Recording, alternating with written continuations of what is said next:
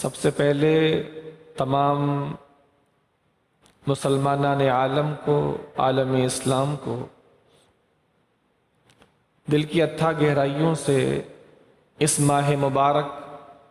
ماہ ربیع الاول، ماہ ربیع النور، یعنی نبی کریم علیہ الصلوۃ والسلام کی جلوہ گری جس ماہ مقدس ربیع النور میں ہوئی، اس کی آمد سبوں کو بہت بہت مبارک ہو۔ اللہ کریم اپنے نبی کریم علیہ الصلوۃ والسلام کی ولادت باسعادت کے اس مبارک مہینے کے صدقے تمام مسلمانان عالم کو دین اور دنیا کی ڈھیروں بھلائیاں عطا فرمائے۔ اللہ اس ماہ مقدس کے صدقے تمام پریشان حالوں کی، ہر قسم کی پریشانیاں دور فرمائے۔ ماہ ربیع النور کا یہ پہلا جمعہ ہے اور اس ماہ ربیع النور کی 12 تاریخ اکتوبر 2022 میں 9 اکتوبر کو اتوار کے دن یہ مبارک ترین دن واقع ہو رہا ہے، یعنی اکتوبر کی 9 تاریخ اتوار کا دن اور ربیع الاول 1444 ہجری اس کی 12 تاریخ ہوگی۔ اللہ تعالی ہمیں اپنے نبی کی آمد کی خوشیاں شریعت اسلامیہ کے دائرے کے اندر رہتے ہوئے شرعی تقاضوں کے مطابق منانے کی توفیق عطا فرمائے۔ میں نے آپ کے سامنے اسی مناسبت سے قرآن مجید فرقان حمید کی سورہ آل عمران، جو قرآن مجید فرقان حمید کی تیسری سورت ہے، اس کی آیت نمبر 165 آپ کے سامنے پڑھی ہے، جس میں اللہ جل شانہ نے اپنے نبی کریم علیہ الصلوۃ والسلام کی آمد مبارکہ، ان کی بعثت، ان کی جلوہ گری اور ان کے وجود مسعود کی برکات اور ان کے نتیجے میں ملنے والی نعمتوں کا ذکر خیر فرمایا ہے۔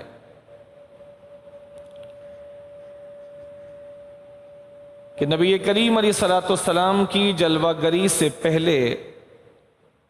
لوگوں کی کیا کیفیت تھی اور دنیا کس حالت میں تھی، اور نبی کریم علیہ الصلوۃ والسلام کی جلوہ گری کے بعد پھر دنیا کی کیفیت کیا ہوئی۔ حضور نبی پاک علیہ الصلوۃ والسلام نے اپنی بعثت کے نتیجے میں تبلیغ کا کون سا طریقہ اختیار فرمایا، جس کے نتیجے میں حضور نبی پاک علیہ الصلوۃ والسلام نے دنیا کا نقشہ ہی تبدیل کر کے رکھ دیا، اور بعثت کے بعد سے جو اللہ کے نبی نے محنت فرمائی ہے، 40 سال کی عمر سے بعد سے 23 سال بنتے ہیں حضور کی محنت کے۔ اس 23 سالہ محنت کے دور میں اللہ کے نبی علیہ الصلوۃ والسلام نے کیسے افراد تیار کیے، اور افراد تیار کرنے کے نتیجے میں اللہ کے نبی علیہ الصلوۃ والسلام نے اللہ کا پیغام ان افراد کار کے ذریعے کہاں تک پہنچایا اور کیسی عظیم الشان کامیابی حاصل فرمائی۔ اللہ کریم نے اس آیت کریمہ میں حضور نبی پاک علیہ الصلوۃ والسلام کی بعثت کو، ان کی جلوہ گری کو، ان کی ولادت باسعادت کو اپنے احسانات میں سے ایک عظیم احسان کے طور پر گنوایا ہے۔ ویسے تو اللہ کریم قرآن مجید میں ارشاد فرماتا ہے وَإِن تَعُدُّ نِعْمَةَ اللَّهِ لَا تُحْصُوهَا، کہ میری نعمتیں تم پر بے شمار ہیں، اور ان نعمتوں کے شمار سے باہر ہونے کی کیفیت یہ ہے کہ اگر تم ہماری دی ہوئی نعمتوں کو گننا بھی چاہو اگر کبھی تمہارا یہ دل ہو کہ اللہ نے جو نعمتیں دی ہیں وہ کیا ہیں اور کتنی ہیں شمار کرنا چاہو، لا تحصوہا، تو تم اللہ کی دی ہوئی نعمتوں کو کبھی شمار نہ کر سکو گے، شمار نہ کر سکو گے۔ یعنی ایک عام آدمی بھی اگر اپنے اوپر غور کرے، ایک عام آدمی بھی جو غربت کا مارا ہے، پریشانیوں کا مارا ہے، فاقوں میں زندگی گزر رہی ہو، بے اولاد ہو، اگر اس کے سر پہ چھت بھی اپنی نہ ہو، اگر ایسا غربت کا مارا شخص بھی اپنی ذات پر غور کرے تو اس کی ذات میں اس وقت بھی اللہ کی کروڑوں نعمتیں موجود ہوں گی، کروڑوں نعمتیں موجود ہوں گی۔ زبان کے ذائقے سے لے کر کانوں کی سماعت، لسننگ پاور تک، بولنے سے لے کر سننے تک، اور دیکھنے سے لے کے سونگھنے تک، اور چھونے سے لے کر چلنے تک، اور سمجھنے سے لے کر سمجھانے تک، کروڑوں نعمتیں انٹرنلی اور ایکسٹرنلی، اندرونی طور پر بھی اگر وہ اپنے انٹرنل سسٹم کو دیکھے جو اللہ نے اس کے وجود کے اندر اپنی نعمتوں کا ایک کارخانہ لگا رکھا ہے تو انسان دنگ رہ جائے۔ کھانے کے ہضم ہونے کے نظام سے لے کر فضلات کے خروج تک کا جو نظام اللہ نے ایک عام سے عام انسان کو بھی عطا فرما رکھا ہے، یہ بہت بڑی نعمت ہے۔ ہاتھوں میں پکڑنے کی صلاحیت سے لے کر چیزوں کو محسوس کرنے کی صلاحیت تک یہ اللہ کی نعمتیں ہیں۔ وَإِن تَعُدُّوا نِعْمَةَ اللَّهِ لَا تُحْصُوهَا، اگر تم اللہ کی نعمتوں کو شمار بھی کرنا چاہو تو شمار نہ کر سکو گے۔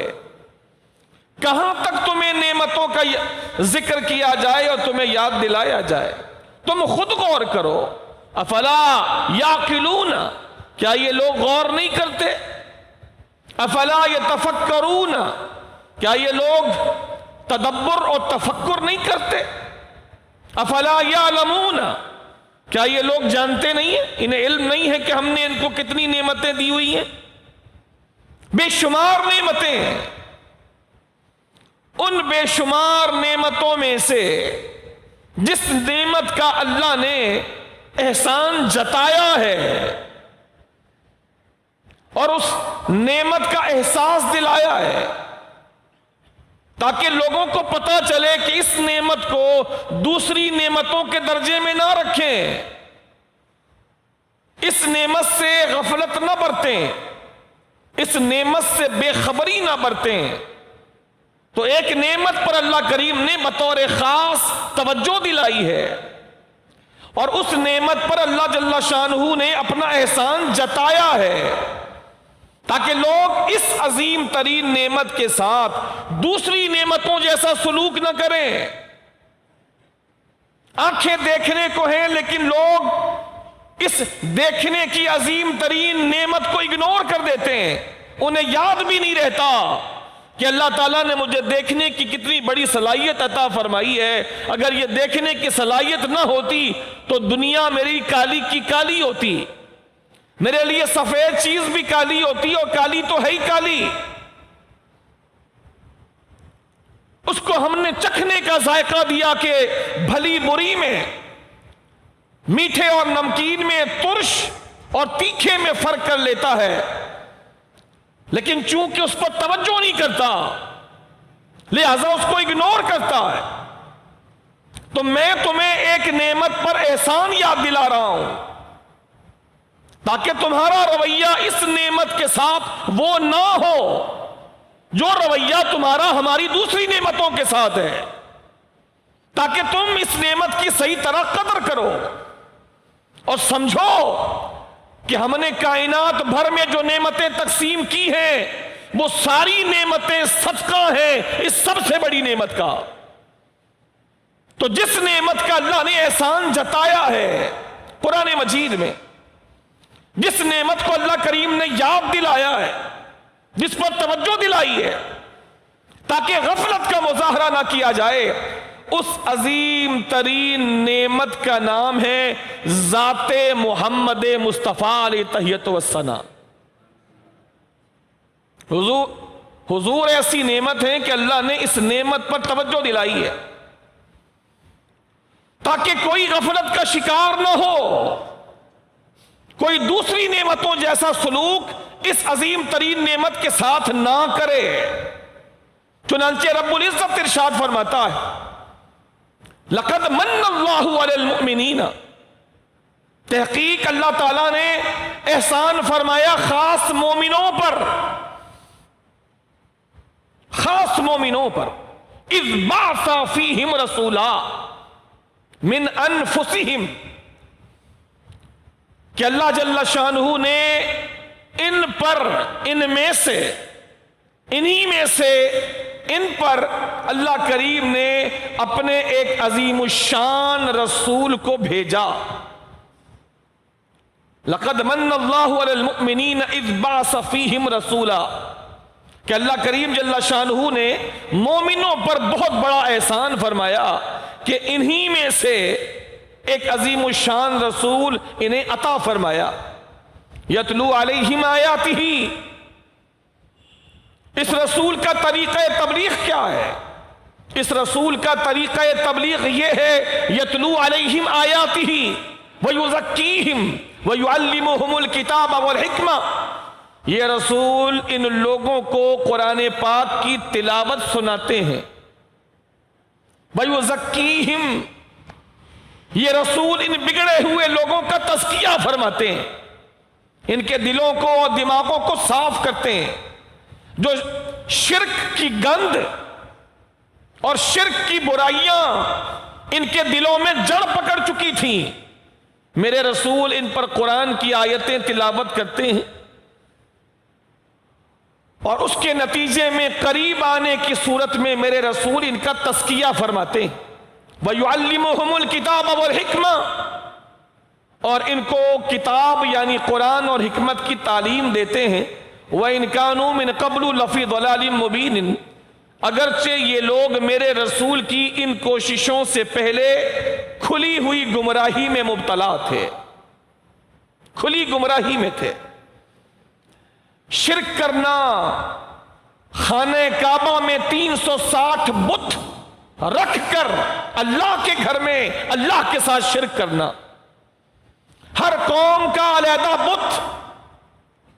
خانہ کعبہ کے باہر بت، خانہ کعبہ کے اندر بت، خانہ کعبہ کے گرد برہنہ ہو کر، بے لباس ہو کر خانہ کعبہ کا طواف کرنا، بیٹیوں کو زندہ دفن کر دینا ایک قوم کا شعار بن چکا تھا، ایک قوم کا۔ اور سارے مل کر چند ایک کے علاوہ خانہ کعبہ کا برہنہ طواف کرتے بے لباس ہو کر، کعبے کے اندر کعبے کے خدا کے ساتھ شرک کرتے، کھلی گمراہی، شراب عام پیتے، جوا عام کھیلتے، جو زبردست ہوتا وہ کمزور پر اپنی حکمرانی چلاتا، کوئی اصول نہیں تھا۔ ہاں ایک اصول تھا جس کو جنگل کا قانون کہا جاتا ہے، جس کو جنگل کا قانون کہا جاتا ہے، جس کی لاٹھی اس کی بھینس، مائٹ از رائٹ، یہ اصول تھا بس۔ جو طاقتور تھا کمزور پہ چھا جاتا، ذرا ذرا سی بات پر سالوں لڑائیاں ہوتی، سالوں برسوں لڑائیاں ہوتی، گھوڑا دوڑانے میں کسی کا گھوڑا آگے نکل جائے اور کسی کا پیچھے رہ جائے، جنگ شروع ہو جاتی۔ کوئی لڑائی ایسی ہوتی کہ نسلیں ختم ہو جاتی اس لڑائی میں، ایک نسل گئی، دوسری گئی، تیسری گئی، نسلوں ایک چھوٹی سی بات پر لڑائیاں چلتی رہتی۔ اس طرح کی قوم میں میرے نبی نے محنت کی 23 سال، اور بھی انبیاء نے اپنی امتوں میں محنتیں کی ہیں، لیکن سب سے زیادہ دشواری میرے نبی کو ہوئی۔ خود میرے نبی ارشاد فرماتے ہیں دین کے راستے میں جتنا مجھے ستایا گیا ہے کسی کو ستایا نہیں گیا، سب سے زیادہ مجھے ستایا گیا۔ 23 سال اجڑ لوگ، بد دماغ لوگ، کوئی تہذیب نہیں، کوئی شائستگی نہیں، کوئی تمدن نہیں، کوئی طور طریقہ نہیں، کوئی لحاظ نہیں، کوئی عزت نہیں، جو دل میں آئے کیے جائیں۔ ایک جنگل کا قانون، اندھیر لگ رہی تھی ہر طرف، ان لوگوں میں محنت کی ہے نبی پاک نے 23 سال، اور اس 23 سال میں سب سے خطرناک شروع کے 10 سال تھے جو حضور نے مکے میں گزارے۔ ان میں 23 سال محنت کر کے اللہ کے نبی نے ان لوگوں کو جو لوگوں کو لوٹتے تھے، اللہ کے نبی نے انہیں ایمان کی دولت عطا فرما کر امامت کا مسلح عطا فرمایا۔ امامت کے مسلح پر لے کر آئے ان لوگوں کو جو شرک کرتے تھے، جو شرک کی دنیا کے بڑے تھے، جن کو لوگ فالو کرتے تھے۔ عمر فاروق اعظم رضی اللہ تعالیٰ عنہ، خالد بن ولید رضی اللہ تعالیٰ عنہ، عبد الرحمن بن عوف رضی اللہ تعالیٰ عنہ، چند صحابہ کے علاوہ سارے، چند کے علاوہ سارے ہر طرح کی برائی میں، شراب پینے میں، بت پوجنے میں، لوٹ مار کرنے میں، اور دوسری ساری برائیاں جو اس زمانے میں پائی جاتی تھی، تقریباً ہر برائی میں ان کا حصہ ہوتا، چند صحابہ کے علاوہ۔ حضرت ابو بکر ان چند میں سے ایک ہے جنہوں نے کبھی بھی بت کی پوجا نہیں کی۔ حضرت علی شیر خدا ان چند لوگوں میں سے ہیں جنہوں نے کبھی بت کی پوجا نہیں کی، چند ایک کے علاوہ۔ شرک میں پڑے تھے سارے۔ ان لوگوں کو محنت کر کے یتلو علیہم آیاتہ ویزکیہم ویعلمہم الکتاب والحکمہ، ان پر آیتیں پڑھ پڑھ کے، ان کے دلوں کو صاف کر کر کے،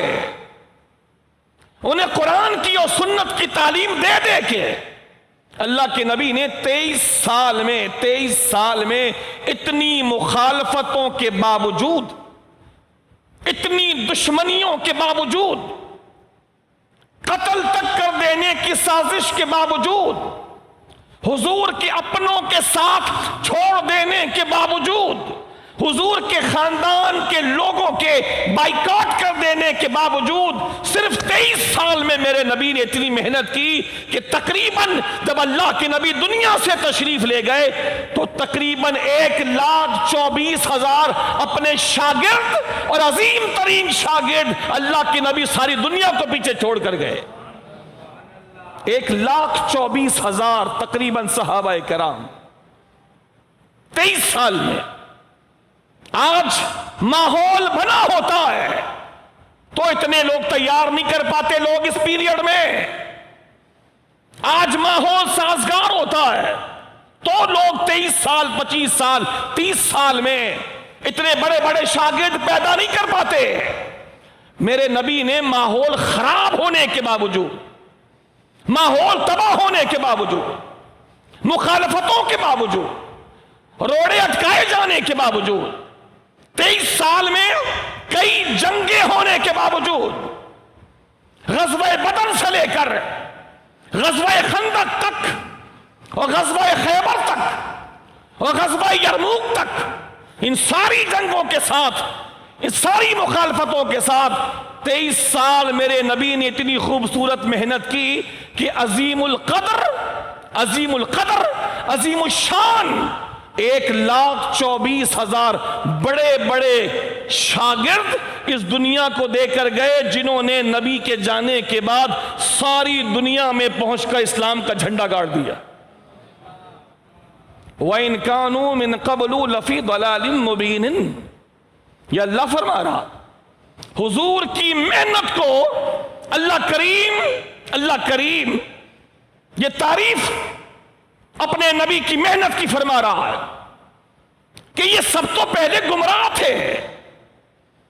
یہ سب پہلے گمراہ تھے، چند ایک کے علاوہ یہ سارے گمراہ تھے۔ ان سبوں پر میرے نبی نے محنت کی، قرآن سنا کر، تعلیم کتاب اور حکمت دے کر، تزکیہ قلب و نفس کر کے میرے نبی نے ان کو سیدھا راستہ دکھایا، اور نہ صرف سیدھا راستہ دکھایا بلکہ سیدھے راستے پہ چلایا، اور نہ صرف چلایا بلکہ ان کو اس راستے کا امام بنا دیا کہ بعد میں آنے والے جو بھی ان کے پیچھے چلتے رہیں گے سیدھے جنت میں جاتے چلے جائیں گے۔